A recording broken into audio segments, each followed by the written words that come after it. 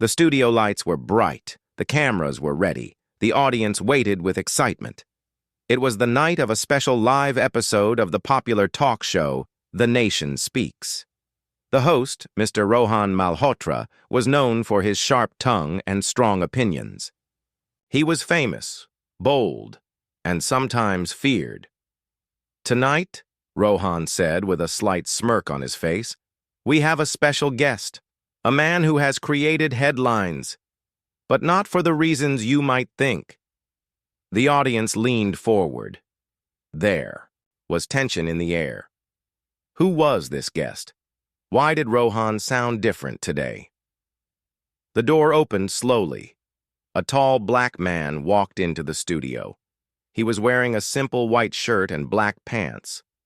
His face was calm. His eyes were steady. He didn't smile. He didn't wave. He just walked quietly and sat down across from Rohan. Some audience members looked confused. Others whispered to each other. They had never seen this man before, but there was something powerful about his silence. Rohan cleared his throat. "Welcome, Mr. Daniel Reed, or should I say, activist, troublemaker, and public speaker?" Daniel didn't flinch. He looked at Rohan and said calmly, "You can call me Daniel." Rohan gave a small laugh. "Daniel, you have a strong following, online. You talk about justice, racism, and truth, but many say you divide people. What do you say to that?" Daniel looked straight into Rohan's eyes. "Truth doesn't divide people. Lies do." There was a pause. The audience was completely silent. Rohan smiled, but it didn't look real. "You talk like a wise man, but let me remind you, you are on national TV now. This is not a street protest." Daniel leaned forward slightly. "And let me remind you, the truth doesn't change, no matter where I say it." Rohan's face changed. He was not expecting that. He looked at his notes, shuffled the papers, and continued. "Let's talk about last month's protest. Videos show you shouting at police officers. Is that how a peaceful leader behaves?" Daniel didn't blink. "Did you watch the full video, or just the part you wanted to see?" Rohan raised an eyebrow. "I saw enough to know that your actions were loud, aggressive, and emotional." Daniel pulled out his phone slowly. "Would you like to watch the full video now? With the part where I stopped a young boy from throwing a stone? Or when I told the crowd to sit down and stay calm?" Rohan didn't answer. Daniel placed the phone on the table. He didn't press play. He didn't need to. The moment spoke for itself. The audience began to shift in their seats. Something was happening. The energy was changing. Rohan, the man known for cornering guests, was now being pushed back, without a single shout, without a single insult. Daniel's voice was still soft, but every word hit hard. "You invited me here to ask questions, but I came with answers. I came with truth." Rohan tried again. "Your truth may not be everyone's truth." Daniel nodded slowly. "That's the difference between opinion and truth. Opinion is yours. Truth belongs to everyone." The audience clapped, just a few. People at first, but then more joined in. Rohan looked uncomfortable. He wasn't used to this. Behind the scenes, the producer whispered into the earpiece, "Stay calm. Keep control. Don't let him lead." Rohan forced a smile. "You're very confident, Daniel. But do you really think this country is ready for your truth?" Daniel looked into the camera. Not at Rohan. Not at the audience. At the people watching at home. "I don't know if they're ready," he said softly. "But they deserve it."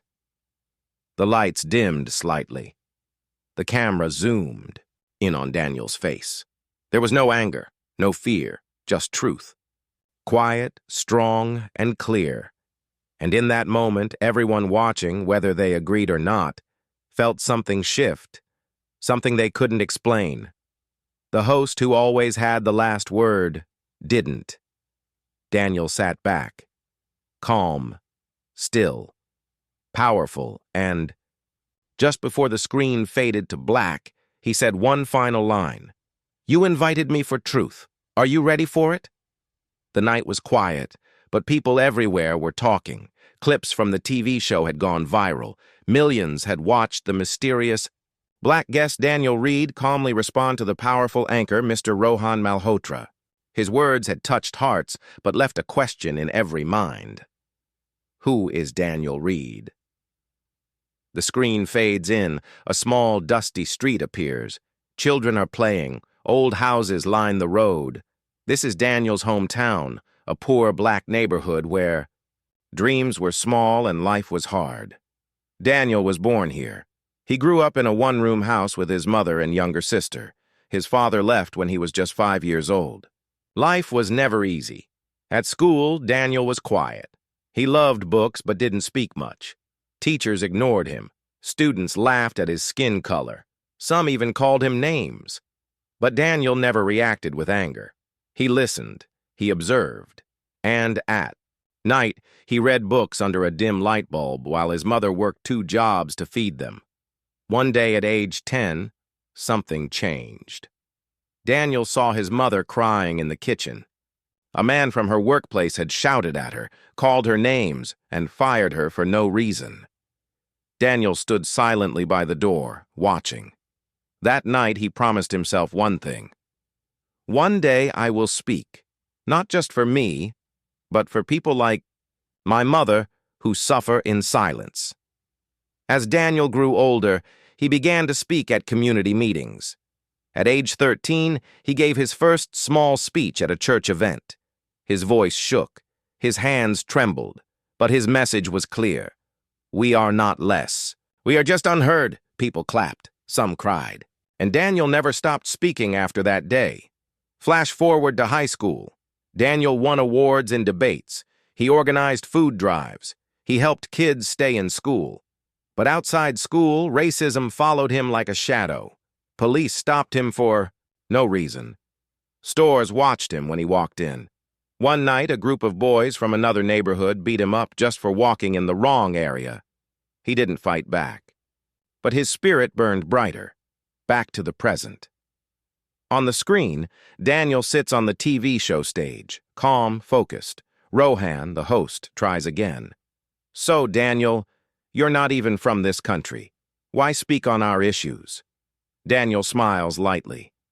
I was born here, raised here, hurt here, and I still love this place. That's why I speak. The audience is silent again. More flashbacks. Daniel starts a small youth group in his 20s. He teaches young boys how to speak confidently, how to stay out of trouble, how to read, how to lead. A young boy asks him, "Why do you care?" Daniel replies, "Because someone once cared for me, and that changed my life." Daniel faces many struggles. His videos are blocked. His events are canceled. People call him names online, but he keeps going. He walks into every room with dignity. He speaks every word with care. He knows people are listening, even if they pretend they're not. Back on the talk show, Rohan interrupts. You act like a hero, but there are people who say you are dividing communities, protests, marches, slogans. This creates tension. Daniel looks up. His voice is calm. Sometimes, peace only comes after we face the pain. Rohan leans back, unsure of what to say. Daniel continues. People think silence is peace, but it's not. Silence is fear.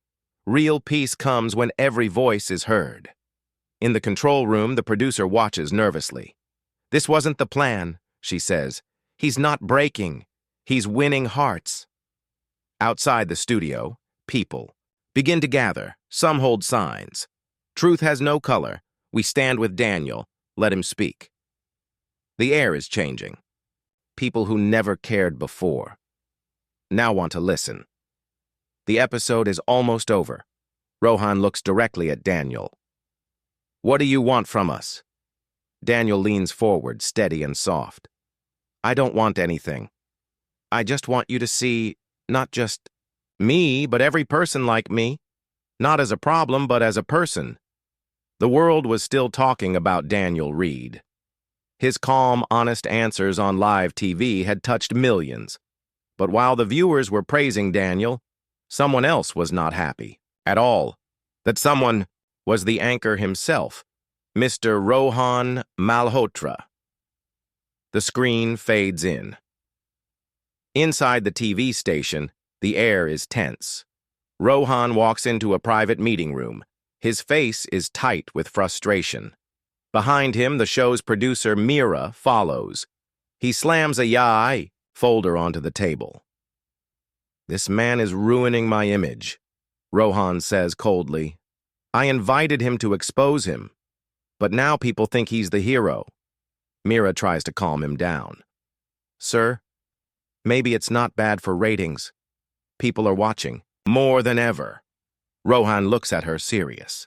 "I don't care about ratings. I care about control, and he's making me look weak." He opens the folder. Inside are printed screenshots, Daniel's social media posts, old video clips, and edited interviews. Rohan points at one particular clip. "Play this on the next episode," he says. "Cut it just before he explains himself. Let people believe what I want them to believe." Mira hesitates. "That's not the full story." Rohan snaps. "I create the story. Now do what I say." Next scene. The studio, the next day. The talk show continues. Rohan sits in his usual chair. Daniel sits across from him again. Calm. As always, Rohan smiles, but it's not a real smile. It's the smile of a man hiding something. He turns to the camera. "Last night we spoke to Daniel Reed, but today we want to show you something." A large screen lights up behind them. A video begins to play. It shows Daniel shouting into a mic during a protest. In the video, he says, "We will not be silent anymore." But the clip ends there. Cut short, without context. The audience gasps. A few people look shocked. Some whisper. Rohan turns toward Daniel. "Is this your way of bringing peace, Mr. Reed?" Daniel stays silent for a moment. He looks at the screen. Then he turns toward Rohan. "That video is real," he says, "but it's not complete." Rohan raises his eyebrows. "Oh, really? Then tell us what's missing." Daniel reaches into his bag. He pulls out a flash drive. The talk show ended, but the conversation was just getting started. People everywhere were asking the same question. "What's in the real video?" The screen fades in. It's late at night. Daniel Reed is sitting alone in a quiet room. His laptop is open. Around him are stacks of papers, USB drives, and protest posters. On the screen, he clicks Upload. The title reads, "Full Protest Speech, The Truth They Cut Out." Within 10 minutes, it has 50,000 views. Within 1 hour, 500,000 cut to different homes. People across the country are watching. A mother in her kitchen wiping her hands stops to watch. A group of students huddled around a phone. An old man sitting silently, nodding slowly as he listens. The full video plays. Daniel stands on a small stage in a crowded street. His voice is strong, but not angry. His hands are open. His tone is calm. "We will not be silent anymore," he says. "But our fight is not with fists, not with fire. Our fight is with truth, peace, and unity. Because we are not asking for power. We are asking for dignity." Cut to news channels. One reporter says, "It's clear now. The clip shown on the talk show was edited to make Daniel look aggressive, but the full video tells a different story." Another adds, "People are questioning the ethics of the show and of Rohan Malhotra himself." Inside the TV station, Rohan watches the video go viral on his phone. His face is pale. The power he once held is slipping. He storms into the editing room. "Who gave him that video?" he yells. A staff member replies quietly, "He brought it himself, sir, and it was real." Rohan throws his phone across the room. He's losing control, and he knows it. Cut to Daniel's old neighborhood. Kids are watching his speech on a projector screen on the wall. They clap. Some raise their hands in the air. One young boy turns to his friend and says, "One day, I want to speak like that too." Back to Daniel. He's now invited to another show, this time an honest one. The new host asks, "Daniel, did you ever expect this much support?" Daniel smiles gently. "I didn't expect anything. I just spoke from the heart." The host nods. "What do you want people to understand?" Daniel's face becomes serious. "I want them to see that truth has no race, no language, no color. Truth is just truth. You don't have to fight it. You just have to stop running from it." Meanwhile, Rohan is under fire. Social media explodes. Truth over TV, wash Rohan exposed. Let Daniel Speak sponsors are pulling out. Viewers are unsubscribing. An internal investigation is launched. Rohan sits alone in his office, staring at the empty chairs. No interviews, no praise. Just silence. The silence he once gave others has now found him.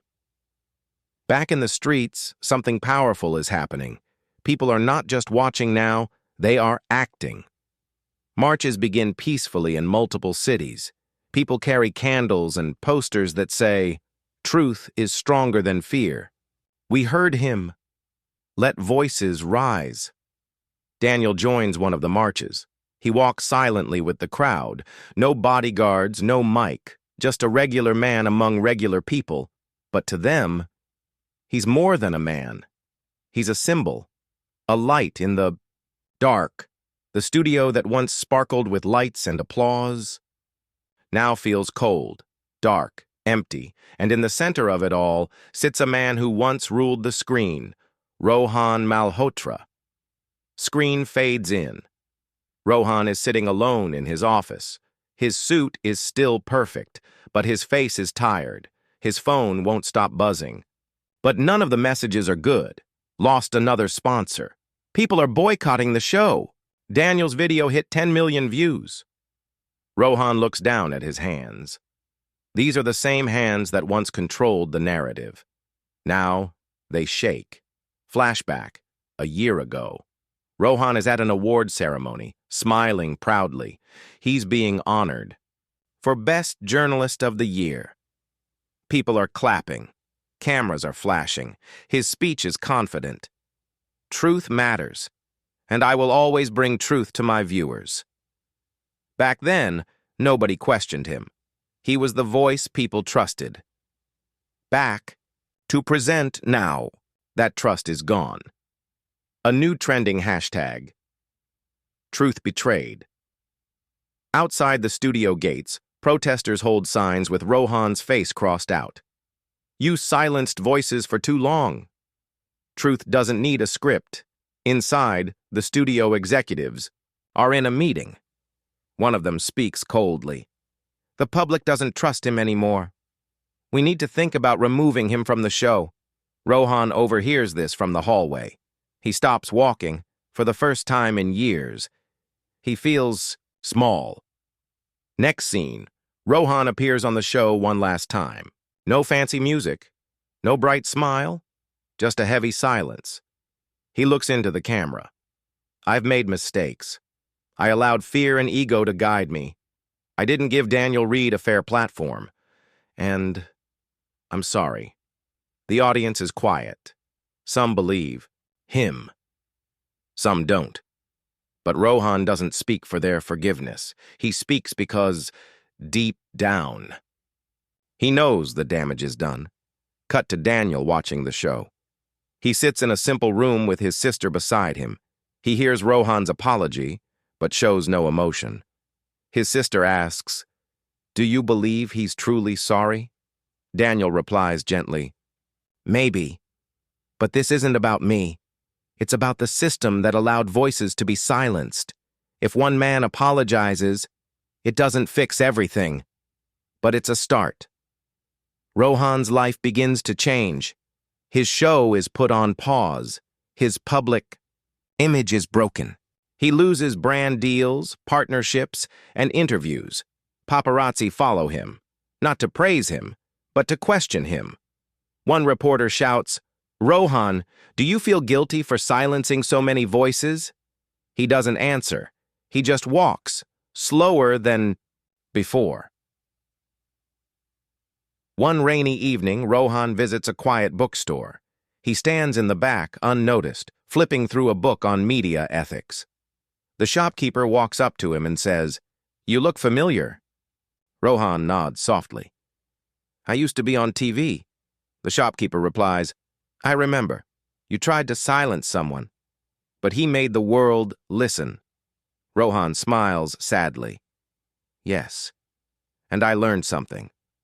Truth doesn't need a microphone. It just needs one brave voice." The storm Daniel Reed started was no longer just his fight. It had become a movement. Scene opens. A quiet morning in the city. But something feels different. Every street corner, every university, every workplace. People are talking, questioning, rising. No one is afraid to speak anymore, because Daniel's calm truth had shaken the silence across the nation. Cut 2. A school classroom. A teacher shows Daniel's full video to her students. She says, "This is not just about protests. This is about truth. About not being afraid to stand up no matter who tries to shut you down." A student raises her hand. "But what if people hate us for speaking out?" The teacher smiles. "They already do when you stay silent. So speak. Anyway."